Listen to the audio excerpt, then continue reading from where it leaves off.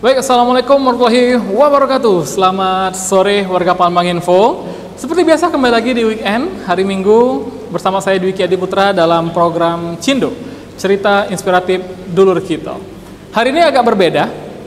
Kita sedang berada di 3D Stable. Teman-teman bisa lihat di belakang kita sedang ada kuda yang sedang latihan. Nah, kita langsung akan ngobrol sorenya dengan ownernya langsung. Ada Dr. Ratu Teni Leriva MM. Halo, Assalamualaikum. Waalaikumsalam, Mbak Ratu. Apa kabar Mbak Ratu? Alhamdulillah baik. Alhamdulillah baik juga. Caknya makin hari makin fresh, makin cantik, makin segar ini Tidak terasa sempat setahun yang lalu ke sini. Waktu itu sama bapak ya? Sama bapak. Nah, jadi itu di luar, tahun ini kita ngobrol di dalam nih teman-teman. Oke, ini tempat apa sih sebenarnya? Jadi ini kan 3D Stable. 3D Stable ini adalah sebuah sekolah berkuda. Sebutannya sekolah, tapi memang tempat belajar berkuda. Oke. Jadi bagi para semuanya, para peminat olahraga berkuda dari usia berapapun, mulai dari usia berapapun itu bisa belajar di 3D Stable. Oke, berarti dari anak-anak sampai dewasa bisa dong? Bisa, kalaupun memang belum minat masuk ke olahraganya, ingin kenalan dulu dengan kudanya, bagaimana sih sebenarnya rasanya naik kuda itu, bisa dulu untuk rekreasi. Jadi di sini juga ada tempat rekreasinya, jadi boleh kalau sekedar ingin keliling-keliling naik kuda juga bisa. Oh boleh gitu ya, wih keren banget. Teman-teman, ini 3D Stable ini ada di Gandus ya, ini luas banget ya. Ada tempat berkuda, ada kebun ya, ada juga beberapa koleksi hewan ya, di depan. Nanti akan kita bahas. Iya, 3D Stable ini mungkin singkatan 3D ini apa itu? Jadi 3D Stable ini nih singkatan. Jadi kalau misalnya familiar, ada ini ada gambaran enggak kira-kira apa? Kalau tuh? Nama orang? Yang awalnya D. Belum. Nama aku, Dwiki. Bisa jadi. Jadi 3D Stable itu tuh singkatan nama dari pendirinya, yaitu kan Pak Haji Herman Deru. Nah, jadi D-nya itu yang pertama adalah Deru. D yang kedua itu Danis, jadi cucu laki-laki pertamanya Pak Deru itu Danis, yang ketiga cucu ketiganya Pak Deru itu Deka. Jadi 3D itu Deru, Danis, Deka. Bisa juga ditambahin Dwiki juga sih. Beramo jadi 4D bisa juga. Oke, itu tadi asli nama 3D. Ya. Aku tadi lupa di awal ingin bertanya, kalau bercerita dengan Bapak Herman Deru ada namanya ya, ada singkatannya. Ya. Aku yakin pasti Ratu Teni Leriva ini ada artinya dong. Karena namanya cukup unik ini, Ratu Teni ya. Ratu Teni Leriva. Mungkin bisa di-spill dong namanya apa artinya? Boleh. Jadi kan kayak 3D Stable itu kan dari singkatan juga kan. Jadi kalau Herman Deru juga udah tahu belum? Iya. Lahir zaman Orde Baru ya. Nah, jadi Ratu Teni Leriva ini juga singkatan. Jadi memang dikarang oleh bapak dan ibu. Jadi kalau ratu tuh banyak yang kira kan ratu seperti queen ya? Permaisuri kan. Nah, sebenarnya ratu itu juga singkatan. Apa tuh? Jadi ratu itu singkatan dari rahmat Tuhan. Rahmat Tuhan. Jadi alhamdulillah mungkin ibu bapak ngerasa anaknya yang ini merupakan rahmat dari Allah. Jadi dibentuk dalam bentuk suatu nama yaitu ratu. Jadi rahmat Tuhan.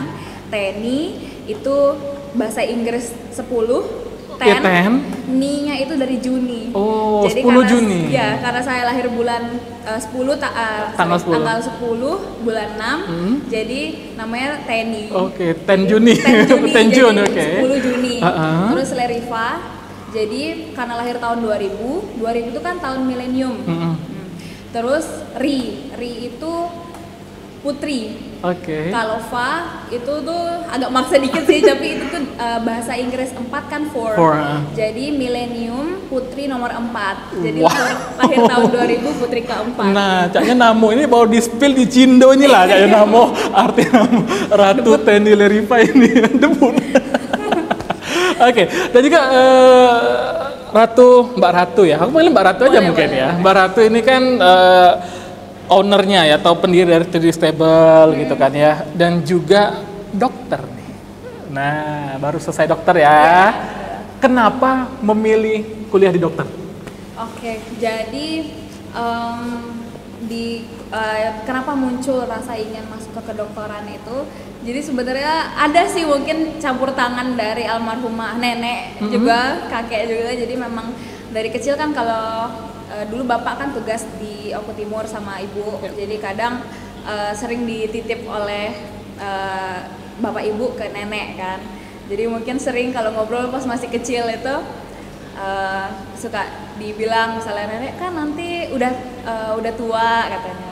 Nanti kalau besar Iva ya yang ngurusnya ya jadi dokter ya. Mungkin ada salah satu faktor kalau dari kecil, jadi memang karena rasa ingin menggapai cita-cita jadi dokter itu karena pengen bisa ngurus nenek pada saat tua nanti sebagai dokter. Jadi sering dibilang kalau nenek sakit nanti Iva yang ngobatin gitu. Jadi kalau misalnya main dokter-dokteran kan masih TK dulu kan gitu. Jadi pas masih kecil memang sudah ada timbul pengen jadi dokter itu. Kemudian makin bertambah usia karena memang sudah terarah pengen jadi dokter. Jadi memang belajar ditekunkan untuk masuk ke dokteran. Terus gimana tuh sudah kuliah di dokteran? Apakah ada kesulitan atau pasti. nyaman gitu? Dan pasti ini dialami oleh semua mahasiswa kedokteran. Jadi kan kalau mahasiswa kedokteran itu sering hilang. Sering hilang? Jadi hilangnya itu tuh dalam arti kata, misalnya kan kami tuh kalau mahasiswa kedokteran tiap bulan biasanya ada ujian, ujian blok namanya. Jadi kadang kalau misalnya teman-teman SMA dulu tuh nggak pernah ikut ini lagi sih, nggak pernah nongki-nongki lagi, nggak pernah ngumpul lagi. Itu karena kami tiap akhir bulan tuh harus belajar, karena pasti ujian, jadi harus belajar gitu. Jadi menghilang dari pertemanan. Iya, kok jadi hilang, jadi incognito kan gitu. Jadi pas awal-awal masuk kedokteran tuh ada apa ya, struggle itu di membagi waktu belajar. Kan pasti ada rasa pengen masih main gitu kan, lihat teman-teman di fakultas lain juga kayak lebih free gitu kan. Terus walaupun juga ada yang enggak, tapi lihat teman-teman di fakultas lain tuh rasanya pengen juga gitu. Jadi ada pas awal-awal itu struggle-nya di situ, mungkin adaptasinya mungkin. Cuman alhamdulillah bertemu dengan teman-teman yang baik, jadi ada kelompok belajar yang akhirnya jadi support system, jadi kelompok permainan juga. Jadi maksudnya teman main sekalian belajar. Jadi kadang suka dibilang kalau gabung sama teman-teman yang di fakultas lain tuh sambil belajar tapi sambil bawa iPad, pasti sambil lihat materi gitu. Jadi kadang itu masih adaptasi kan pas masih mahasiswa itu. Cuman agak lebih cerah itu gara-gara dulu karena doktrin juga, ini sebenarnya doktrin cutting senior di pas masih orientasi dulu sih. Bukan doktrin juga sih, diinspirasi ya. Jadi oleh pas masuk ospek dulu kan diomongin kan oleh senior, kalian nanti kalau jadi mahasiswa jangan jadi mahasiswa kupu-kupu ya. Kuliah pulang. Kuliah pulang. Apa tuh kan? Kuliah pulang. Jadi kalian harus jadi mahasiswa kura-kura. Ingat itu kakak itu ketua BEM pas itu. Jadi harus jadi mahasiswa yang aktif ya, harus jadi mahasiswa yang kuliah rapat. Nah, akhirnya ikutlah semua rangkaian untuk masuk organisasi dulu di kedokteran. Jadi sempat ikut BEM juga, ikut asosiasi mahasiswa kedokteran juga. Jadi ya itu yang salah satu yang bikin lebih nyaman di kedokteran kemarin ya. Saking nyamannya sempat berangkat ke Boston 2019. Ngapain jauh-jauh ke Boston, Mbak Ratu? Jadi alhamdulillah pas itu ada kesempatan kita ikut tim. Jadi ada kompetisi yang memang diadakan tiap tahunnya, namanya IJEM. IJEM. Jadi itu adalah kompetisi di bidang bioengineering. Jadi bagaimana kita merekayasa genetik untuk membuat suatu produk gitu. Nah, jadi kemarin diajak oleh kebetulan kakak-kakak tingkat senior di kedokteran yang sudah tahu duluan tentang IJEM, direkrut. Akhirnya kami prosesnya 1 tahun. Jadi untuk mempersiapkan berangkat itu. Jadi memang tidak mudah, memang prosesnya panjang, selama 1 tahun baru bisa berangkat. Jadi alhamdulillah membuahkan hasil. Jadi alhamdulillah pas kemarin berangkat ke Boston itu bawa medali perunggu untuk Universitas Sriwijaya. Wow, balik membawa medali perunggu. Yang dibawa ke sana apa? Mbak Eva. Maksudnya kita kan apa genetik ya? Iya, rekayasa genetik. Itu apa yang dibawa? Kemarin title project kami adalah Seaguard. Jadi adalah sebuah alat untuk mendeteksi kanker paru-paru yang non small cell. Jadi kan kalau untuk jadi seringkali kanker paru-paru itu baru bisa didiagnosis pada saat dia sudah stage yang parah kan? Yang sudah bisa dibilang sudah sulit gitu untuk diobati gitu. Jadi kemarin itu cita-citanya produksi IGAR ini nih bisa untuk mendeteksi kanker paru-paru pada saat dia belum stage yang parah, jadi masih stage yang middle.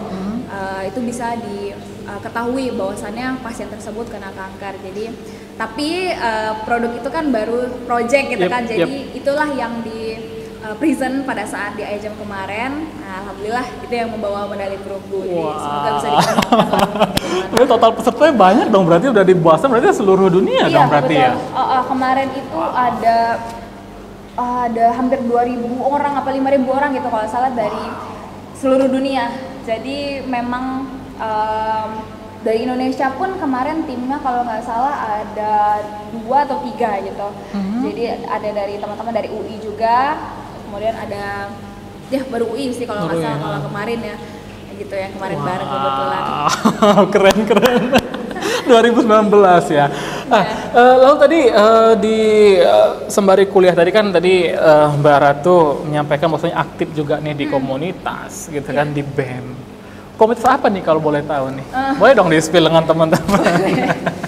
Jadi dulu kan ikut BEM, jadi Badan Eksekutif Mahasiswa dong. Jadi kalau di kedokteran itu biasanya aktifnya saya kemarin di Pengmas, pengabdian masyarakat. Di pengabdian masyarakat. Jadi dulu sering turun ke masyarakat, jadi sosialisasi tentang penyakit yang sedang berwabah sekarang, kemudian juga penyuluhan lah ke masyarakat, jadi atau pemeriksaan kesehatan gratis gitu-gitu. Kemudian ikut juga di namanya AMSA, jadi Asian Medical Student Association.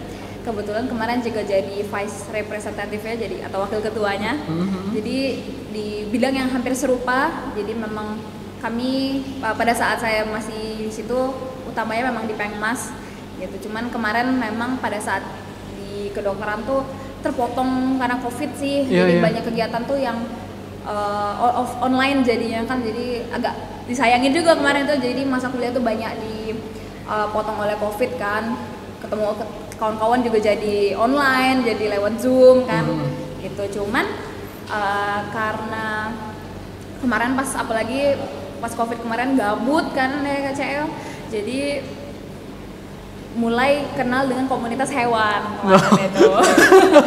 Kita ada kesamaan loh ini sebenarnya. Aku juga hobi hewan tuh pas COVID tuh, wah gitu banget ya. Oke, jadi ada hewan apa nih yang kesayangannya? Pasti kuda dong ya. Kuda itu. Tapi kalau yang dari dulu memang saya jadi banyak yang bingung juga sih kenapa seneng. Jadi aku suka reptil. Jadi memang dari kecil hobi pelihara iguana, terus juga tegu. Kemudian di sini juga ada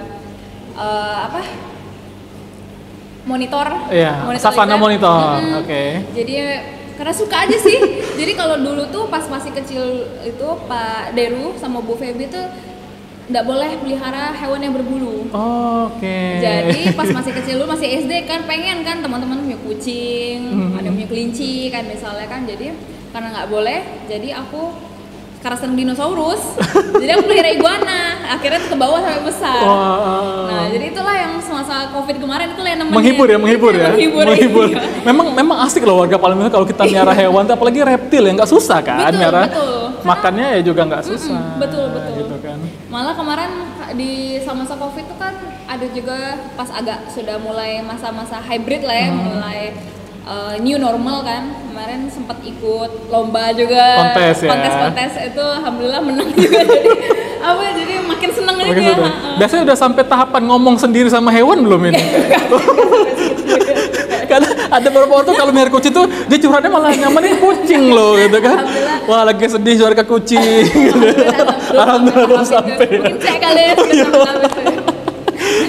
Curhatnya sama tegu kayak kan. Oke. Ya, tadi sempat juga tadi pengabdian ke masyarakat. Apakah ini yang mendasari meneruskan Lian Puri Center? Bener. Jadi almarhumah Percha Lian Puri kan punya yayasan Lian Puri nih. Yeah. Tapi sebutannya Lian Puri Center and Foundation. Jadi Lian Puri Center ini dibangun dari tahun 2009. Wow, udah lama ya? Sebenarnya sudah lama. Dibangun almarhumah Yunda udah lama. Betul. Ya? Jadi oleh Yunda tuh pas beliau masih periode pertama. Jadi karena walaupun beliau anggota DPD RI, tapi beliau pengen ada badan atau alasan lah dia untuk terjun langsung ke masyarakat itu melalui sebuah yayasan. Akhirnya Lian Puri Center and Foundation. Jadi banyak yang kira Lian Puri itu baru pas beliau wafat. Baru ada, padahal udah lama sekali. Mungkin bedanya, tapi kan kalau zaman dulu sosmed belum seperti sekarang kan. Jadi banyak yang belum tahu, tapi wajar. Jadi memang Lian Puri Center itu sebuah yayasan di bidang sosial, kesehatan masyarakatan. Jadi itu kegiatan berarti per bulan atau gimana tuh?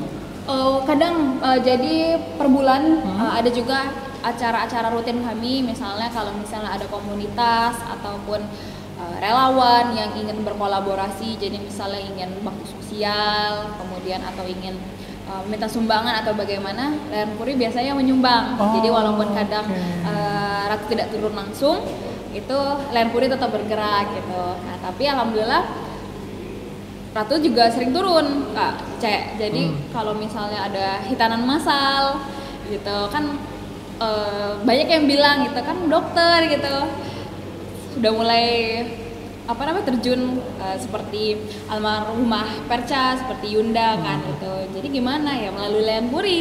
Jadi Ratu sebagai dokter turun langsung menjadi operator, jadi bisa langsung ilmu yang dipelajari selama kampus, ya? kurang lebih 5,5 tahun belajar kedokteran bisa langsung diaplikasikan ke masyarakat. Melalui Lian Puri Center and Foundation. Iya, karena kalau lihat dari Instagramnya Mbak Ratu ini aktif banget ya di Lian Puri ya, ada yang hitan massal dan lain-lain gitu ya. Wow, ya luar biasa pergerakan untuk pengabdiannya kepada masyarakat. Nah, tapi saya nggak tahu nih, apakah memang hobinya pengabdian ke masyarakat terus memilih untuk benar-benar mengabdi kepada Sumatera Selatan melalui maju ke DPD RI pada tahun 2024-2029 ya. Kita nggak tahu, kita tanya langsung apakah karena itu yang mendasari. Mungkin bisa jadi salah satu faktor terbesar ya, salah satu inspirasi terbesar itu. Jadi bagaimana memang sebagai dokter bisa langsung mengabdi kepada masyarakat, misalnya sebagai dokter itu mengabdi ke pasien dan datang berobat atau kepada anak-anak yang ingin dihitan gitu. Tapi merasa apakah ada ya jalan lain yang bisa membuat influence ini bisa dirasakan, maksudnya bisa lebih masif lagi nih pergerakannya. Jadi akhirnya memutuskan untuk masuk ke politik melalui mencalonkan kemarin jadi DPD RI. Salah satu inspirasi terbesarnya pasti dari Bapak dan juga dari Yunda. Ya, Yunda ini sebenarnya meneruskan almarhumah Yunda ya, terjun ke politik dan ke Bapak gitu. Bisa dibilang. Apa yang dipersiapkan? Karena ini mendapatkan suara terbanyak loh di Sumsel ya. Termuda di Sumsel dengan umur 23 tahun berarti kemarin ya? Pada saat terpilih ya 23 tahun dengan suara terbanyak ya. Alhamdulillah. Apa yang dipersiapkan ini?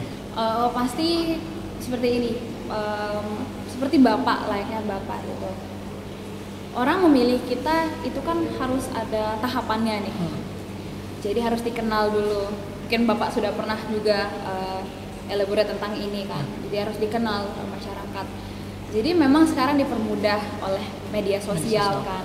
Tapi Sumsel ini ada 17 kabupaten kota, gitu, yang masyarakatnya ada jutaan. Sedangkan sosmed itu belum semuanya memang hampir sudah menggunakan, tapi kan kadang platformnya beda-beda nih penggunanya. Kadang di kota-kota tertentu lebih banyak yang pakai Instagram, tapi kabupaten mungkin lebih baik yang pakai Facebook atau TikTok gitu kan. Nah, tapi yang lebih penting lagi, apalagi masyarakat tuh pasti ingin lihat orang yang langsung, gitu kan. Jadi kalau misalnya mungkin orang sudah sering lihat di sosmed di manapun kan, tapi kadang masyarakat tuh kurang kalau misalnya nggak lihat orangnya langsung mana sih Ratu nih sebenarnya gitu kan, pasti baca dong komentar gitu kan. Nah jadi emang harus turun terus ke masyarakat itu biar dikenal. Berarti sempat ke 17 kabupaten kota tuh berarti kemarin? Alhamdulillah ya kemarin. Wow. Sampai sekarang juga masih lanjut ya. Pastinya. Itu ngapain aja Mbak Ratu ketemu dengan masyarakat? Ya masyarakat ini ya di 17 kabupaten kota tuh ngapain aja Mbak Ratu? Nah, pastinya kemarin itu kan sosialisasi kenalan seperti melalui banyak kegiatan. Jadi salah satunya tadi kan bisa memperkenalkan diri melalui pekerjaan. Jadi kan sebagai dokter terjun langsung. Jadi aku hitanan masalah itu nggak cuma di Palembang, tapi hampir di 17 kabupaten kota sesumsel. Berarti itu banyak ratusan atau puluhan ratusan mungkin ya? Bahkan kemarin sempat setelah pilkada sih sebenarnya ini ceritanya bulan Juni apa bulan Mei atau Juni lah ya, itu hampir 400 anak yang Lean Puri hitankan. Wow. Jadi mungkin kalau dihitung-hitung udah ribuan anak yang sudah dihitankan. Nah itu secara free ya? Free. Itu ini di luar politik ya pastinya. Jadi memang sosialisasi melalui Lean Puri Center and Foundation. Kalau kemarin pada saat persiapan 14 Februari pasti jadi ketemu langsung, jadi perkenalan dengan masyarakat, terus kasih tahu lah kira-kira tujuannya apa, bahwasannya memang ada niat di ingin bersama-sama masyarakat ingin memajukan Sumatera Selatan. Oke. Berarti dari dokter terus masuk ke politik. Ini kan salah satu saya timpang banget ya dari dokter ke politik. Berarti apakah ada persiapan ataupun adaptasi khusus nih yang disiapkan? Pasti. Apa tuh? Jadi kan di rumah ya udah ada gurunya juga sih. Bapak ya? Tanya sama bapak dong. Masa sudah ada gurunya di rumah dianggurin gitu sih? Nggak, jadi banyak, tentu pasti kalau belajar di lapangan tentang politik pasti sama bapak. Jadi banyak bertanya sebenarnya bagaimana sih cara kita itu mensosialisasikan diri, bagaimana agar kita disukai orang gitu kan. Tadi kan baru perkenalan, kemudian disukai. Jadi sudah kenalan sama orang, bagaimana kalau bapak tuh ngajarin ya Cek ya, jadi sudah dikenal oleh orang, orang sudah tahu ini Ratu Tendy Lereva, selanjutnya apa yang harus disukai dari Ratu Tendy Lereva, seperti itu kalau yang bapak bilang. Jadi harus ada ciri khas tersendiri gitu, bagaimana masyarakat bisa menyukai, kemudian dipercaya. Jadi tahapan ketiga itu dipercaya. Jadi kita pastikan kalau ingin dipilih itu harus dipercaya dulu. Jadi apa jaminan yang bisa kita bawa ke masyarakat agar mereka mau percaya dengan kita. Nah jadi ya ada salah satu faktor terbesar yang mungkin pasti melalui bapak, jadi dan juga almarhumah Perca. Mereka kan sudah tahu, mungkin masyarakat sudah tahu selama bapak memimpin itu bagaimana, dan juga sudah program-program yang sudah dicanangkan oleh Pak Herman Deru selama ini, baik sebagai bupati kemudian sebagai gubernur. Jadi pasti ada faktor kepercayaan masyarakat ke bapak yang akhirnya turun ke anaknya. Wow, nice. Mungkin itu.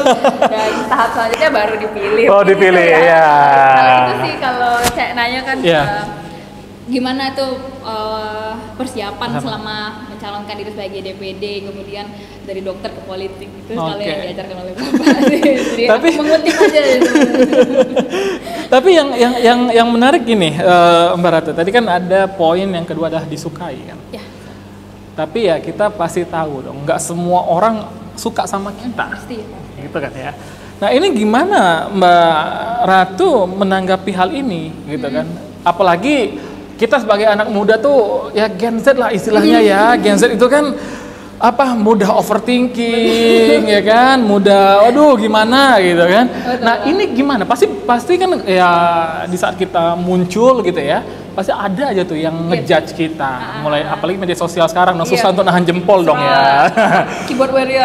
Iya, sudah ngetik baru pikir kan. Nah itu gimana Mbak Ratu untuk menanggapi ini orang-orang nggak suka dengan kita? Jadi label Gen Z itu tuh justru pengen aku tonjolkan itu bukan jangan sampai orang tuh kan ada sering bilang Gen Z ini generasi mental health ya.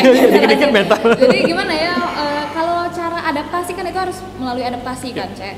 Jadi mungkin salah satu yang bisa aku pakai tuh yang biasa aku pakai adalah mungkin memanfaatkan mental baja daripada milenial. Jadi berguru dengan para milenial itu kan seperti mencontoh almarhumah Yunda, kemudian senior-senior lainnya yang para milenial lain gitu. Jadi bahwasannya tidak semua hal itu tuh harus ditanggapi dengan perasaan, mungkin itu dulu ya persiapan dirinya.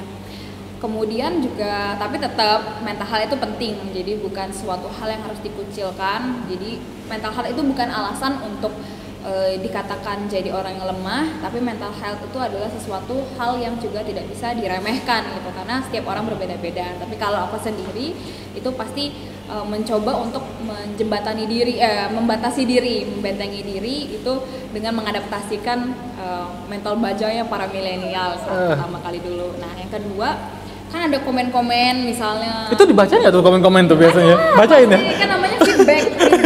Pasti kalau misalnya ada masukan yang bagus itu bisa dipakai, bisa diaplikasikan. Tapi kalau ada yang sudah terlalu melenceng ya kali ya, itu ya kita sudah tahu orang itu bukan ingin memberi feedback ke kita, tapi memang hanya ingin menghujat, menghina, dan membuat down saja. Dan itu ada tuh yang gitu? Ada pasti. Ada, berarti DM dibaca ini, DM komen dibaca ada. Tidak bisa dipungkiri gitu, dan bakal selalu ada gitu, karena ya kadang kita napas aja salah loh, iya kan, kadang jadi karena semua orang itu tidak bisa kita samakan persepsinya dengan kita, karena kalau istilah bahasa Inggris itu kan we don't walk in other people's shoes. Jadi karena orang tersebut tidak merasakan jadi kita, tapi kita pun juga tidak merasakan jadi mereka. Jadi bagaimana kita tuh bisa berempati saja. Oh mungkin mereka walaupun bukan mewajarkan mereka melakukan hal-hal menghujat seperti itu ya, tapi mungkin ada gitu faktor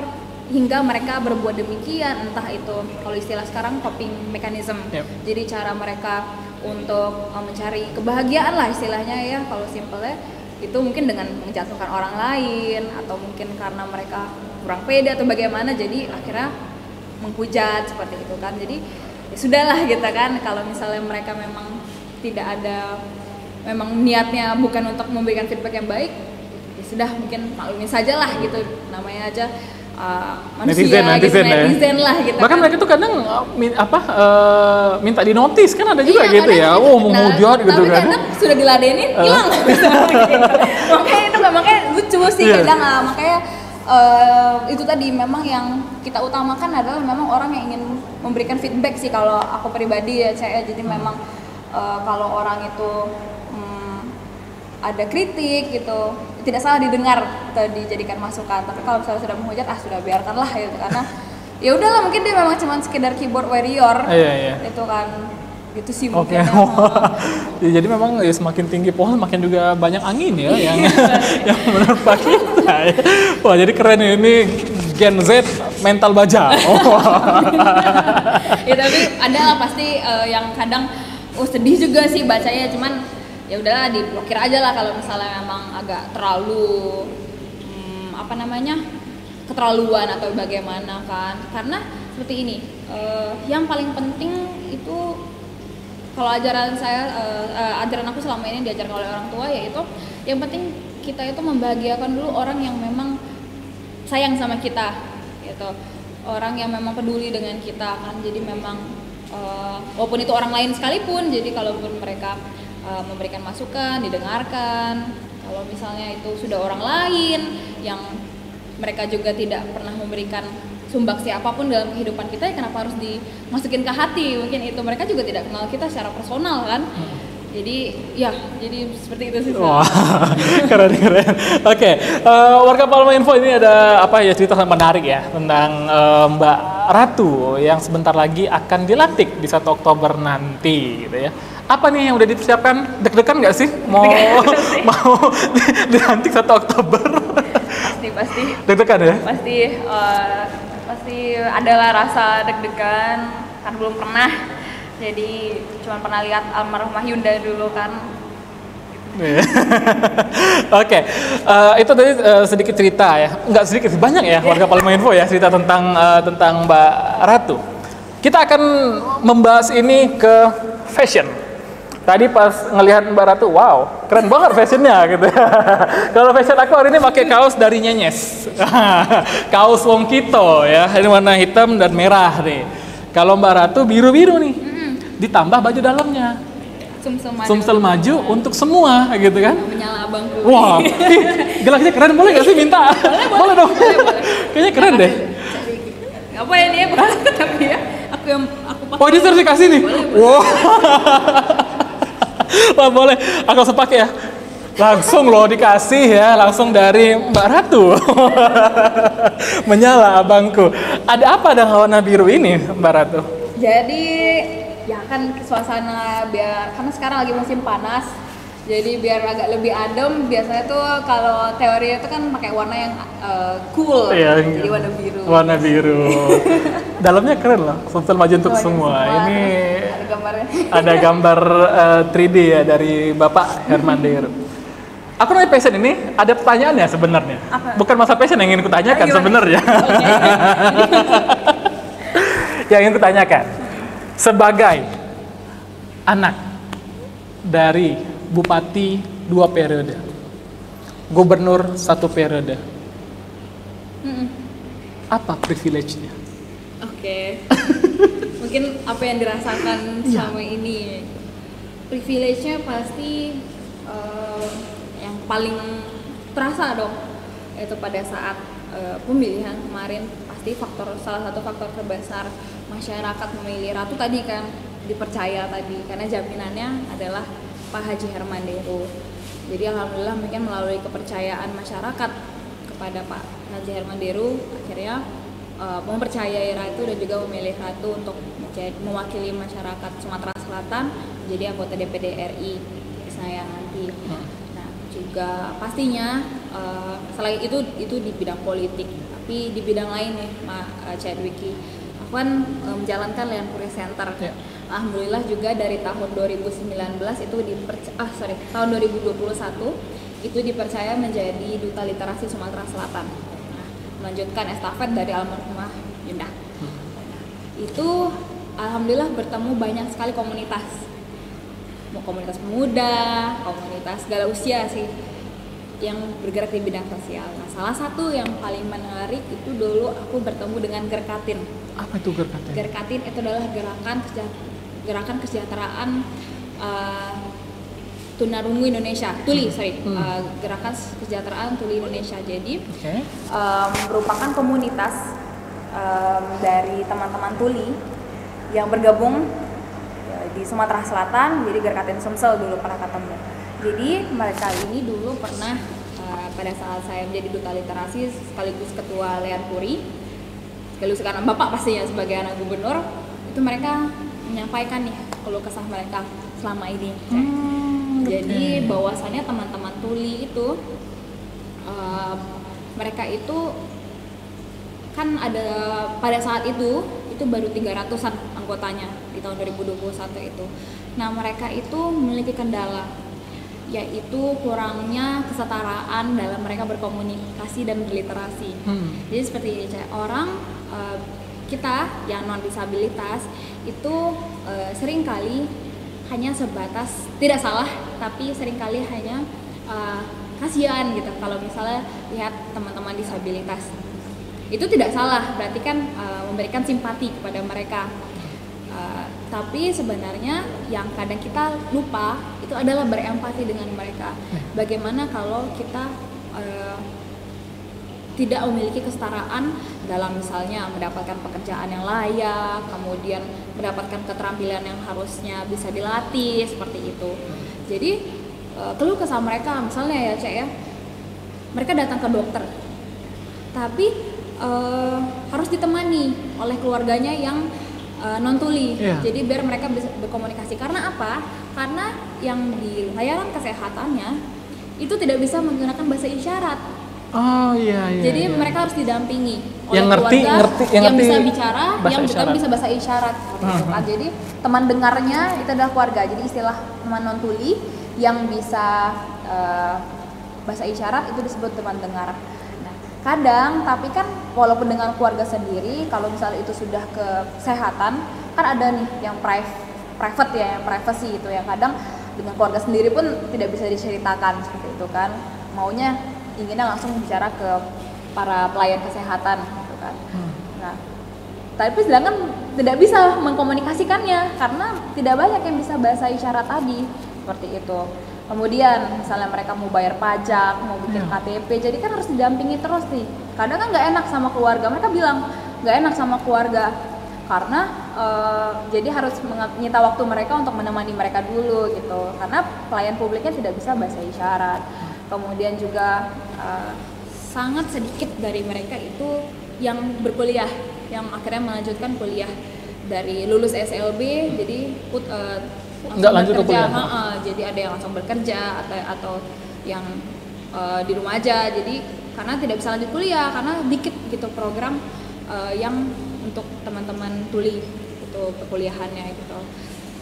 Perguruan tinggi yang ada program tuli itu sudah ada di Indonesia tapi sedikit. Jadi, di Sumsel belum ada ya? Di Sumsel belum ada yang untuk teman tuli, tapi sudah ada salah satu universitas yang punya programnya itu untuk mengajarkan bahasa isyarat ke ke orang non tuli, jadi bisa ada teman dengar yang baru gitu. Nah jadi tadi dari 300 anggota cuma satu yang kuliah di tahun 2021 itu. Wow. Saking sulitnya mereka untuk mendapatkan akses itu. Nah akhirnya sebagai duta literasi, aku lahir ide gitu. Bagaimana kalau misalnya kita perbanyak berarti harus teman dengar ini kan. Jadi di tahun itu pas masih ada almarhumah, kepala daerah di Sumsel ini kan ada 17 kabupaten kota, berarti ada 17 wali kota bupati wali kota dan juga ada 1 gubernur, berarti ada 18 kepala daerah kan. Belum dihitung dengan kepala instansi lainnya, OPD itu kan. Jadi sedangkan di Sumsel itu yang punya juru bahasa isyarat cuman Pak Hermanderu. Jadi Bapak bisa kalau sambutan juru bahasa isyarat, jadi ada yang penerjemahnya itu cuman Bapak. Jadi kalau misalnya teman tuli datang ke acara, misalnya acara kepemerintahan yang kepala daerahnya bicara, karena mereka delay jadinya harus mungkin kadang harus nunggu rekaman yang sudah ada subtitlenya dulu. Nah salah satunya aja mereka tuh ada, aku pas awal Bapak jadi gubernur dulu komen gitu, harap tampilkan subtitle gitu karena kami yang teman yang tuli ingin mendengar juga. Ada berarti iya ya? Seperti itu. Jadi hal-hal yang kita anggap kecil, alhamdulillah kalau sekarang kan di IG sudah ada auto generated text gitu kan, tapi tidak akurat 100% gitu. Jadi hal kecil sekali tapi itu sering dilupakan gitu. Ada subtitle di video-video promosi misalnya informasi program pemerintah gitu. Dulu sampai aku jadi salah satu privilege yang dirasakan sebagai duta literasi, sebagai anak bapak, itu akhirnya bisa mempengaruhi orang yang berada di pemerintahan. Jadi untuk tambahkan dong itu, harus ditambahkan subtitle kalau misalnya bapak ada program sebagai gubernur, biar lebih menyeluruh lagi harus ada subtitle biar teman-teman kuliah tahu dong apa sih program yang di launching itu. Nah juga salah satu tadi yang mau aku ceritakan itu, jadi muncul ide bagaimana kalau kita perbanyak juga teman dengar ini. Harapannya adalah biar lebih banyak lagi juru bahasa isyarat yang bisa mendampingi seluruh kepala daerah maupun semua pemimpin yang ada di Sumatera Selatan, maupun juga agar pelayanan publik di masyarakat itu juga lebih friendly kepada teman-teman tulis. Jadi harus diperbanyak dong teman dengarnya. Akhirnya lahirlah kemarin alhamdulillah di launching tahun 2022 itu gerakan literasi isyarat gratis. Jadi sebuah kelas bahasa isyarat yang sifatnya gratis yang diajarkan dibuka tiap hari Jumat di Dinas Perpustakaan. Berarti masih running sampai sekarang tuh? Alhamdulillah masih running sampai sekarang itu, dan komunitas yang minat itu sangat tinggi. Ada dari beberapa mitra, yaitu dari perusahaan ojek online, jadi ada yang menurunkan mitranya untuk ikut kelas itu, ikut kelas bahasa isyarat. Kemudian juga banyak teman-teman terutama yang Gen Z. Jadi kan itu bisa membuka lapangan pekerjaan juga sebenarnya, Cek. Misalnya Cek jadi belajar bahasa isyarat, kemudian menguasainya. Jadi memang harus ada beberapa tahapan, ada ujiannya juga sampai lulus, itu bisa jadi baru bisa jadi juru bahasa isyarat. Kan pasti bisa bekerja dong berarti di instansi pemerintah yang belum ada juru bahasa isyarat, misalnya di humas kota apa, atau kabupaten mana gitu kan. Bahkan di televisi pun. Televisi juga bisa. Bisa ya. Jadi memang yang juru bahasa isyarat di Sumsel itu bisa dihitung jari. Yang memang sudah fasih, yang sudah lancar sekali itu sangat amat sedikit gitu. Jadi memang tujuan utamanya adalah memperbanyak teman dengar itu tadi. Wow, oke. Nah berarti untuk komunitas nih boleh nih ya kerjasama dengan kawan dengar ya, atau mungkin Palembang Info nih ya, kalau untuk kerjasama gitu ya dengan kawan dengar. Harus friendly dengan Montuli. Oh iya juga, aku harus cerita nih, Cak. Jadi walaupun privilege tadi kayaknya, tapi dengan Bapak itu tidak serta merta harus bisa, Pak harus ada ini, nggak bisa. Jadi ada juga aku bertemu dengan komunitas disabilitas lainnya. Ada yang tunadaksa, ada yang tunanetra. Jadi mereka itu produktif sekali, Cak. Jadi kemarin ada teman-teman itu dari rumah disabilitas itu, mereka produksi sapu lidi untuk halaman gitu. Dan hasilnya bagus gitu. Jadi mereka tuh harusnya mendapatkan pelatihan gitu. Tapi kalau bisa harus dapat perhatian lebih dari pemerintah. Mereka alhamdulillah sudah bisa manage dengan komunitasnya yang mengandalkan donatur yang ingin berbagi dengan mereka. Nah tapi kan alangkah lebih bagus lagi kalau misalnya mereka bisa lebih diperhatikan lagi oleh pemerintah, terutama pemerintah provinsi pada saat itu kan. Jadi di rumah memang serumah sama bapak, tapi nggak bisa serta merta minta ini minta itu. Jadi kemarin bisa dicek di IG aku ya, di scroll di tahun 2021 melalui Lian Puri Center. Kemarin aku bersurat kepada Gubernur Sumatera Selatan meminta untuk memberikan pelatihan, kemudian juga pembukaan lapangan pekerjaan untuk teman-teman disabilitas. Gitu. Akhirnya dijawab oleh Pak Padahal serumah dong ya. Akhirnya dijawab karena kan itu harus ada birokrasinya juga, betul. Jadi harus ada dasar dari kalau misalnya membuat sebuah aturan. Akhirnya muncul pergub itu, mohon maaf aku agak lupa ininya nomornya. Jadi bahwasannya perusahaan baik itu BUMD, BUMN maupun swasta yang ada di lingkungan Sumatera Selatan itu kalau tidak salah ya, itu kalau angkanya itu 2,5% itu harus teman disabilitas, kemudian juga harus memberikan pelatihan yang sesuai untuk para teman-teman disabilitas gitu. Jadi ini jadi trigger, inginnya tuh jadi trigger gitu kan, dari gubernur sudah memberikan perintah kalau misalnya koordinasinya baik mungkin bisa diikuti oleh yang lain. Nah, alhamdulillahnya jadi ya saya, aku dulu kan koas nih. Koasnya itu di berbagai rumah sakit. Jadi kemarin sempat di RSUP Muhammad Husin, kalau di Palembang tuh di Siti Fatimah. Kemudian juga pernah di Erba. Erli Bahar.